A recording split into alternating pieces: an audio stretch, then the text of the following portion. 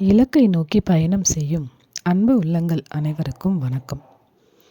இன்று நாம் பார்க்க போவது ஸ்கிரிப்டிங் முறை. ஸ்கிரிப்டிங் என்பது நம்மளுடைய குறிக்கோளையோ அல்லது ஆசைகளையோ அல்லது தேவைகளையோ கதையைப் போல நமக்கு நிறைவேறியது போல ஒரு நம்மளுடைய சந்தோஷத்தின் வெளிப்பாட்டை கதையாக எழுதுவது.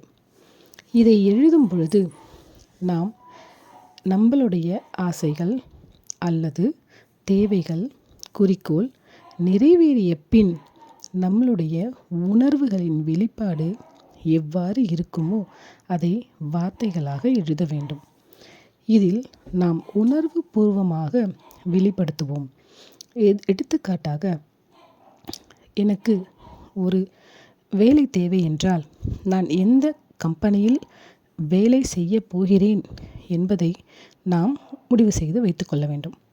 அது கிடைத்ததற்கு பிறகு என்னுடைய சந்தோஷத்தின் வெளிப்பாடு எவ்வாறு இருக்குமோ அதை போல அதை நான் கதையாக எழுத வேண்டும். நான் இந்த கம்பெனியில் வேலைக்கு நான் சேர்ந்து விட்டேன். இது எனக்கு இவ்வளவு சம்பளம் வருகிறது. என்னுடன் பணிபுரிபவர்கள் மிகவும் நல்ல நண்பர்களாக பழகுகின்றனர் என்று அனைத்தையும் நேர்மறையாக எழுத வேண்டும். கதை நாம் நிறைய பேருக்கு டைரி எழுதும் பழக்கம் இருக்கும். டைரி எழுதும் பொழுது அதில் நல்லவற்றையும் எழுதுவோம், நல்லது அல்லாத நிகழ்ந்த விஷயங்களையும் நாம் எழுதுவோம். ஆனால் இந்த ஸ்கிரிப்டிங் முறையில் நல்லதை மட்டுமே எழுத வேண்டும், நேர்மறையாக எழுத வேண்டும். அதை எழுதும் பொழுது நம் கண்கள் நாம் எழுதுவதில் கவனம் செலுத்தும். நம்மளுடைய மனம் முழுவதும் அந்த நிகழ்விலேயே ஈடுபட்டு இருக்கும். அப்பொழுது நம்மளுடைய தேவைகள் விரைவில் நிறைவேற இது வழிவகுக்கும்.